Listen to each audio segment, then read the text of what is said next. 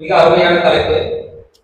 தமிழை போற்றி பாதுகாப்பது இலக்கியங்களா அல்லது மக்களின் வாழ்வியல்?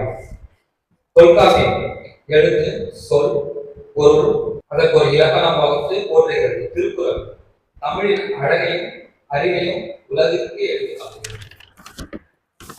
எட்டு தொகை கட்டுப்பாட்டு தமிழர்களின் வாழ்க்கை, பண்பாடு, மொழியின் பலம் ஆகியவற்றை பதிவு செய்கிறது. இதில் நான் பார்ப்பது 96 சிற்றிலக்கியங்கள். பல்லு எனும் சிறு இலக்கியம் இது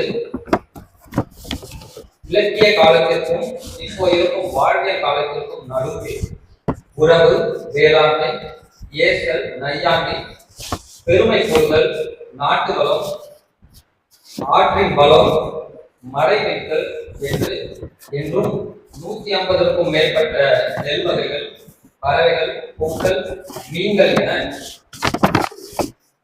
தமிழ் சொற்களையும் பழமொழிகளையும் போற்றி காத்து நிற்கிறது.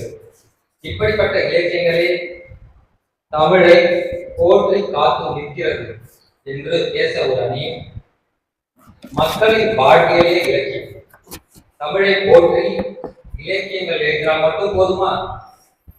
அனைத்து புத்தகங்களும் தலைமாறில் அடைந்தே இருக்கிறார்கள். நாங்கள் தமிழோடு வாழ்கிறோம், பேசுகிறோம், யோசிக்கிறோம், தமிழையே சுவாசிக்கிறோம். தமிழ் கதை கூறி குழந்தைகளுக்கு அமுது ஊட்டுகிறோம், அதனுடன் சேர்த்து தமிழையும் ஊட்டுகிறோம்.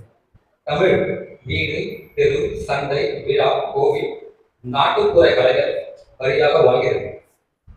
இலக்கியங்களை உருவாக்குவதே மக்களின் வாழ்வியல் என்று கூறும் இன்னொரு அணியும் பேசுவதற்காக இங்கு கூடியிருக்கிறார்கள். இவர்கள் அனைவருக்கும் எனது வாழ்த்துக்கள். நன்றி.